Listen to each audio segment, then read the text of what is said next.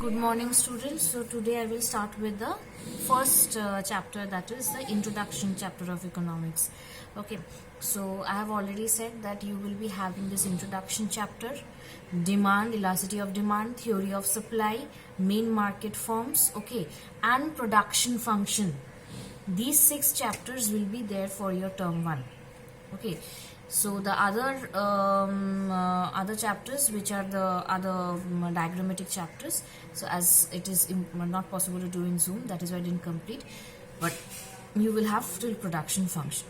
Okay, I will again resend the syllabus later on. Now, what is this introduction chapter? This introduction chapter is generally about economics. What is economics? What are the problems dealing with the economy? Okay, so in the very first part we have what is an economy.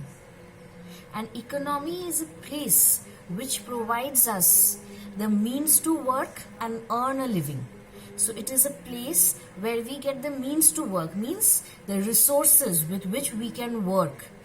Okay, the resources means the meaning of means is it is the resources with which we will be working with and we will produce something. So it provides us the means of work and to earn a living. If we are working with the resources, if we are producing something, obviously we will earn money. Okay, and thus it is indirectly helping us to earn a living. So economy is a system which provides us the means of work and to earn a living. Okay, now we will go to the next part, that is the vital processes of the economy, or the vital activities of the economy.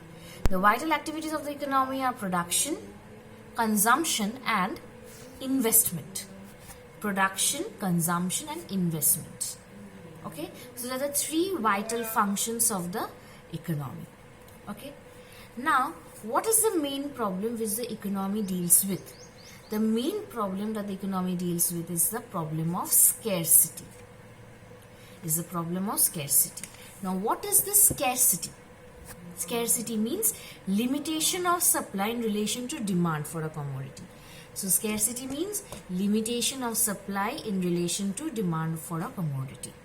Okay, now why this scarcity arises, or why does this supply falls short of demand? What is the reason?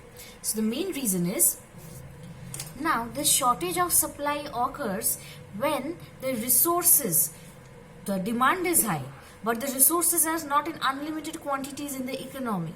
So when these resources fall short, okay, we cannot supply goods to the economy. Okay, because we don't have enough resources. So as we do not have enough resources, we cannot supply the commodity to the economy, and thus the demand cannot be fulfilled. Okay, so now the concept comes of economizing of resources. What is this economizing of resources? Economizing of resources means optimum use of the available resource.